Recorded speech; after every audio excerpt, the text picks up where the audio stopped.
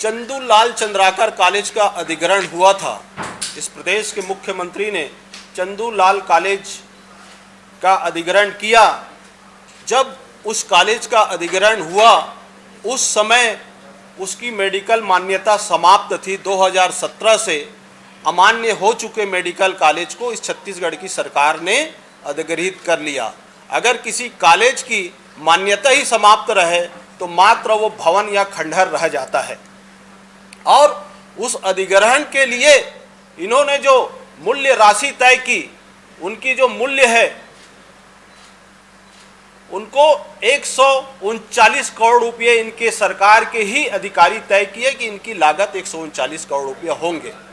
लेकिन सरकार ने जब विधेयक लाया तो इनके स्वास्थ्य मंत्री ने ही सदन में गलत जानकारी दी कि चंदूलाल मेडिकल कॉलेज चालू स्थिति में है, चालू ईयर में है और इसमें कोई भी प्रकार की परेशानी नहीं है, जिसके कारण से सरकार ने इसको दुगुनी कीमत पर खरीदने को तय हुआ। 139 करोड़ की राशि से लगभग दुगुनी 278 करोड़ में अधिग्रहित करना तय हुआ छत्तीसगढ़ सरकार की तरफ से। साथियों, इस कॉलेज के बारे में मैं बताना चाहूंगा, जब बैंक ने इन्हें कुर्की के लिए निकाला तो उसकी अधिकतम राशि थी 140 करोड़ रुपया। जब उसकी अधिकतम राशि 140 करोड़ है, जब बैंक किसी को कुर्की के लिए आदेश निकालता है तो अधिकतम राशि तक ही जाता है, उससे कम में भी खरीदा जा सकता है। तो ये छत्तीसगढ़ की सरकार क्यों उसको अधिक राशि में, डबल राशि में खरीदना चाहती है, जबकि कम पैसे में भी वो मेडिकल कॉलेज खरीदा जा सकता है था।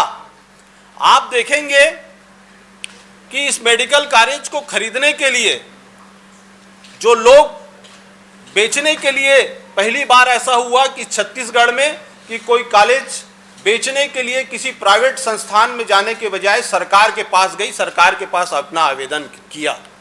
मैं इसमें पूर्व में ले जाना चाहूँगा, लगभग 1996 में इस चंदूलाल चंद्राकर अस्पताल को भूमि आवंटित हुआ था कि आप इस पर अस्पताल चलाएंगे। उस समय तत्कालिक अध्यक्ष कांग्रेस की शासन थी, कांग्रेस के तत्कालिक अध्यक्ष थे। अपने परिवार को ही उन्होंने इस भूमि को आवंटित कर दिया और उसके पश्चात, पद मुक्त होने के पश्चात, उन्हीं कांग्रेस के साडा अध्यक्ष ने उसी अस्पताल में बोर्ड ऑफ मेंबर बन गए, डायरेक्टर बन गए। मतलब कहीं ना कहीं उनकी मंशा लाभ और आर्थिक अपराध की थी। 2010 में Chandulal Chandrakar memorial and sons बनाया गया, जिसमें मेडिकल कॉलेज खोलने के लिए लोगों से धन उगाई की गई, शेयर धारक बनाया गया, जिसमें लोगों को शेयर धारक बनाए गए। उन्हीं संचालकों ने फिर से जमीन के लिए रॉयल डेवलपर बनाया गया। वही संचालक रॉयल डेवलपर में आ गए और रॉयल डेवलपर बनाने के बाद उन्हीं संचालकों ने उस जमीन को चंदूलाल मेमोरियल एंड सन्स को पुनः 25 एकड़ मेडिकल कॉलेज के लिए बेच दिया। जब वो 25 एकड़ को बेच दिया गया तो उसी समय से ही कॉलेज चलना चालू हुई।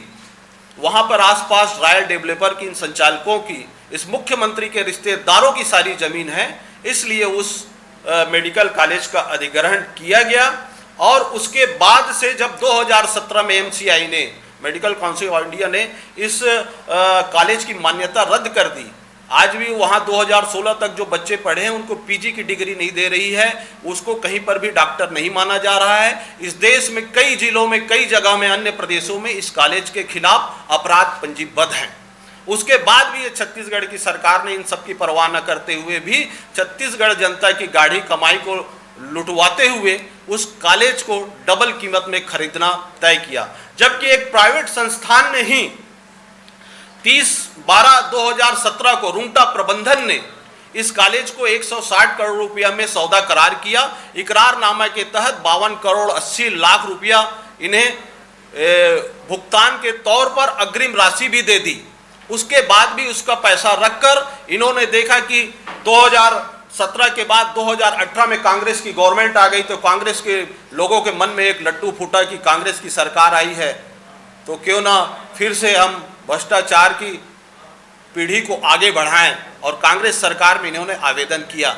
आवेदन देने के पश्चात बहुत सारी उसमें मूल्यांकित हुए, अधिसूचना जारी, विधेयक तैयार किया गया। विधेयक के मसौदा में गलत जानकारी, जैसा कि मैंने आपको बता दिया, स्वास्थ्य मंत्री ने बता दिया कि ये चालू वर्षों में है। 17 से लेके अभी तक ये 4 वर्षों तक चालू वर्ष की स्थिति में नहीं था। ये 5वां वर्ष है।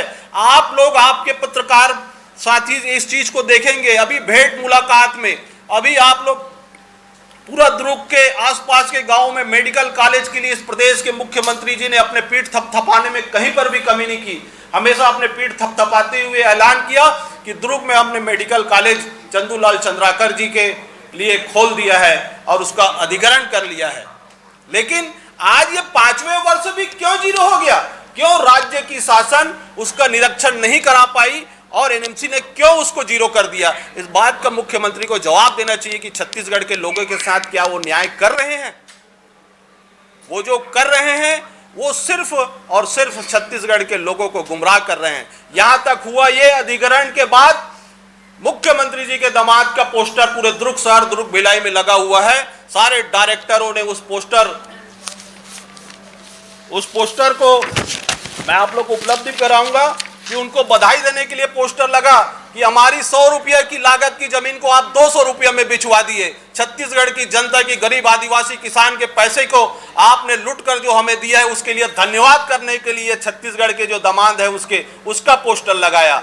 और मैं पूछना चाहता हूं, जब आपने 278 करोड़ में खरीद ही लिया, उस जमीनी क्षेत्र में सीसी रोड ये वे तमाम तामझाम बनाने का संकल्प ले ही लिया, तो आज तक क्यों उस कॉलेज को भुगतान नहीं किया गया? और कौन सी आपकी अदृश्य डील बाकी है? और कौन सा आपका भ्रष्टाचार करने वाला डील बाकी है जिसके लिए आपने राशि रोक रखी है?